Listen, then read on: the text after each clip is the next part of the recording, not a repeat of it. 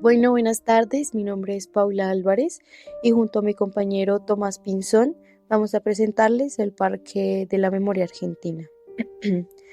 Para iniciar, el Parque de la Memoria es uno de los espacios más importantes de reflexión, arte y memoria argentina, ubicado en la ciudad de Buenos Aires, frente al inmenso Río de la Plata. Este parque funciona como un lugar donde el pasado se vuelve visible, donde el arte se convierte en herramienta de denuncia y donde la memoria colectiva encuentra un espacio para manifestarse. Más que un área verde o un conjunto de esculturas, es un sitio cargado de historia, de silencios, de ausencias y sobre todo de un profundo compromiso con los derechos humanos. Ese parque surge a partir de la necesidad de recordar un periodo traumático de la historia argentina, la última dictadura militar que gobernó el país entre 1976 y 1983 para comprender verdaderamente el sentido del Parque de la Memoria. Primero es necesario entrar en este contexto histórico, porque este espacio no se puede explicar sin entender el horror que lo procede. El 24 de marzo de 1976, las Fuerzas Armadas derrocaron al gobierno constitucional mediante un golpe de Estado e instauraron un régimen conocido como el Proceso de Reorganización Nacional. A partir de este momento comenzó un sistema de represión clandestina, planificado desde el propio Estado. Lo que caracterizó a esta dictadura no fue solamente la censura o la persecución ideológica, sino la implementación deliberada de un plan sistemático de terrorismo de Estado. Esto significó que las instituciones que deberían proteger a la población fueron utilizadas para secuestrar, torturar y desaparecer personas de manera organizada. Miles de personas fueron arrancadas de sus hogares, sus trabajos, universidades o incluso de la vida pública sin ninguna justificación legal. Muchas de ellas eran estudiantes, trabajadores, artistas, militantes políticos, intelectuales o simplemente personas que por su actividad social o pensamiento crítico fueron consideradas peligrosas para los intereses del régimen. Este tipo de represión clandestina tenía un objetivo claro: eliminar toda forma de oposición política y sembrar el terror en la sociedad. Los secuestrados eran llevados a centros clandestinos de detención, donde eran sometidos a torturas físicas y psicológicas. Muchos de ellos fueron asesinados y sus cuerpos desaparecidos, lo que impedía el duelo y sumía a sus familias en una incertidumbre interminable. Se estima que más de 30.000 personas fueron detenidas o, desaparecidas, lo que convierte a este periodo en uno de los más violentos y oscuros de la historia argentina. Uno de los crímenes más crueles de la dictadura fueron los llamados vuelos de la muerte. En estos operativos, las víctimas eran drogadas, subidas a aviones militares y arrojadas vivas al mar o al río de la Plata. Esta técnica buscaba borrar cualquier rastro físico de las personas, haciendo casi imposible la recuperación de sus cuerpos. Es por eso que la ubicación del Parque de la Memoria es tan significativa. El parque está emplazado justo frente al mismo río donde miles de personas fueron desaparecidas para siempre. El paisaje se convierte en testigo y la geografía misma queda marcada por la historia. Durante esos años también surgieron formas de resistencia civil que hoy son símbolo mundial, como las Madres de Plaza de Mayo y las Abuelas de Plaza de Mayo, quienes se organizaron para exigir información sobre el paradero de sus hijos desaparecidos y para recuperar a los bebés apropiados ilegalmente por el régimen. Su lucha constante fue fundamental para mantener vivo el reclamo de verdad y justicia, incluso en los momentos de mayor riesgo. Con el regreso de la democracia en 1983, comenzó un lento y difícil proceso de reconstrucción social, emocional y política. Apareció la necesidad urgente de recordar a las víctimas, pero también de generar espacios públicos que permitieran reflexionar sobre lo ocurrido. El olvido siempre es tentador, pero también peligroso. Una sociedad que no reconoce su propia historia queda expuesta a que los mismos errores se repitan. En ese marco se proyectó y se construyó el Parque de la Memoria. La idea era crear un espacio que no solo funcionara como un homenaje, sino también como un lugar de educación, aprendizaje y cuestionamiento. El parque combina arte contemporáneo, arquitectura y territorio para generar una experiencia emocional y reflexiva. No es un memorial distante, es un lugar para caminar, para detenerse, para sentir y para pensar. Digamos que la pieza central del parque es el monumento a las víctimas del terrorismo del Estado. Es un muro de más de 300 metros de longitud, dividido en placas donde están grabados los nombres de miles de desaparecidos y asesinados. Caminar junto a ese muro es una experiencia profunda. Cada nombre representa una vida, una historia, un proyecto truncado. El silencio que se genera al recorrerlo invita a conectar con el dolor, pero también con la resistencia y la dignidad de quienes lucharon por un país más justo. Alrededor del monumento, el parque está poblado de esculturas e intervenciones artísticas que reflexionan sobre la violencia, la memoria, la identidad y los derechos humanos.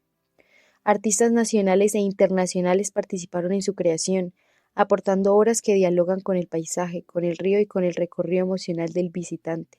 Las obras no buscan dar respuestas cerradas, sino abrir preguntas. ¿Qué significa recordar? ¿Por qué es importante mantener viva la memoria? ¿Qué responsabilidad tenemos como sociedad frente al pasado? El diseño del parque está pensado de manera que el visitante experimente una relación directa entre su cuerpo y el territorio. Los caminos ondulantes, las pendientes suaves, los miradores hacia el río y las áreas abiertas generan un ritmo de recorrido que invita a la contemplación. El sonido del viento, el movimiento del agua y la luz natural construyen una atmósfera que acompaña a la reflexión. El parque, en ese sentido, es una obra de arte en sí misma. Más allá de su función conmemorativa, el Parque de la Memoria tiene un rol activo como espacio educativo. Allí se realizan talleres, actividades pedagógicas, charlas y exposiciones temporales que permiten ampliar la conversación sobre los derechos humanos y la democracia. El parque no solo mira hacia el pasado, también interpela el presente y el futuro, recordándonos que la memoria es una herramienta de transformación social. Buenas, mi nombre es Tomás Adrián Pinzón y a mí me corresponde en este video hablar sobre las obras que hay en el Parque de la Memoria y dar las conclusiones. Entonces, con eso dicho, me gustaría comentar que hay dos exposiciones en el Parque de la Memoria, una exposición permanente y una exposición temporal. Me centraré en la permanente y de esta sacaré 5 obras de las cuales procederé a hablar. Estas obras son, y empezando por Reconstrucción del retrato de Pablo Míguez, de Claudia Fontés. Esta es una obra que es una escultura en el Río de la Plata ubicada, pues Río de la Plata entendiéndolo como el lugar o el espacio donde la dictadura utilizaba como medio para desaparecer, para asesinar a las personas que tenía capturadas ilegalmente. Pues esta obra, esta escultura, está hecha de acero inoxidable y está pulida al espejo. Estas características ayudan a que la obra, con la textura del río, pues se pueda camuflar y con las mareas, pues por la misma naturaleza de la luz, pues esta obra desaparezca y aparezca, pues en esta relación junto con los desaparecidos. Sigue Monumento al Escape de Denis Oppenheim. Esta obra es una serie de casas encima una de otra. Y pues bueno, estas casas refieren a los centros de detención ilegales que habían durante la dictadura, donde pues como ya dije, se, se tenía cautivos a personas ilegalmente o secuestradas. Entonces en este caso estas construcciones pues juegan con estas formas, con este espacio, pues al fin y al cabo, así como fue retratado en La Noche de los Lápices, las personas que estaban cautivas allí no tenían como al ser vendadas, al ser amarradas, no podían ni siquiera conectar con el espacio y conectar entendiéndolo como esta forma de al menos asimilarlo, vislumbrarlo. Entonces, claro, pues a esta obra los techos están laminados como con un plástico rojo, se puede ver el interior. Entonces, al mismo tiempo es como una ironía, me parece a mí, pues al fin y al cabo, pues nosotros sí podemos ver lo que en este caso ellos no. Seguimos con Carteles de la Memoria, de Grupo de Arte Callejero GAG. Esta fue sin duda la obra que más me interesó, puesto que utiliza el lenguaje universal de símbolos que existe para los letreros de tránsito, y pues cómo con estas formas universales hace una crítica hacia los modos de gobierno de la dictadura.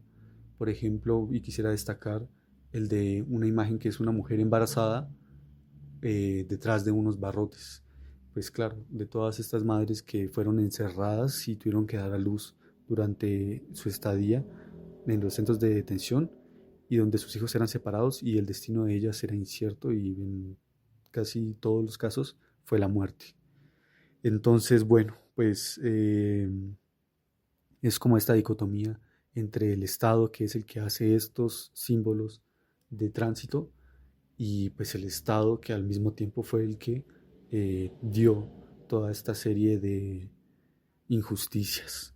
Y por último, está a pensar es un hecho revolucionario de Marie Orensanz, que pues en este gran muro de acero se vislumbra esta frase, es la que ya dije, pensar es un hecho revolucionario. Pero lo que más me pareció interesante fue cómo esta obra, pues al ser de pronto tan simple, es tan poderosa con la imagen, puesto que este muro de acero, pues puede ser hasta 50 centímetros de grosor, es atravesado por las letras que componen esta oración. Y claro, pues cómo evoca toda esta sensación de libertad incluso, puesto que el muro eh, se ve atravesado por esta frase que deja ver el cielo. Entonces, pues se le puede dar varios significados, en este caso este fue el que yo le di. Finalmente, pues bueno, me gustaría a modo de conclusiones comentar sobre algunas cosas que tuve durante la recolección de datos de este tema. Pues me pareció interesante, pues al fin y al cabo no, no es una experiencia que tan común, quizás hacer un análisis de un espacio en el que uno físicamente no ha tenido el momento para tener como esa relación, pero aún así me parece que es un espacio muy interesante, puesto que pese a que físicamente no puede explorarlo, bueno, materialmente, pues al fin y al cabo su sentido de memoria, de reflexión, pues igualmente caló en mí, y en los videos, en los archivos que pude consultar al respecto, como esa forma revolucionaria para mí de desafiar las formas establecidas como la escultura tradicional, eh, y de estas imágenes fuertes que a uno lo calan de una, cómo eso se rompe, y pues mediante la sutileza, mediante el propio recorrido del camino, cómo esto da un giro y la reflexión está en torno a la exploración del espacio como tal y no en base a paradas puntuales. Eh, pues para terminar, pues me pareció que su objetivo y su legado histórico de cómo visibiliza lo que aparentemente quería ser oculto, en el sentido en que ese Estado que reprimió, que invisibilizó, como ahora todos esos eh, elementos oscuros que salen a la luz en esa verdad incómoda que es la dictadura, cómo eso se puede visibilizar, pues el parque es frecuentado a día de hoy por políticos tanto de la región, argentinos, latinoamericanos, como por políticos extranjeros o figuras públicas de todo el mundo. Entonces, pues bueno, me pareció un lugar interesante, me pareció un lugar que arquitectónicamente en las fuentes que consulté pues está planeado a un nivel muy grande, y cómo esas formas modernas de hacer arte y arquitectura pueden dar lugar a una reflexión aún más grande que las formas que convencionalmente se utilizarían alrededor del mundo. Bueno, eso sería todo. Agradezco mucho por la atención y bueno, eso sería todo.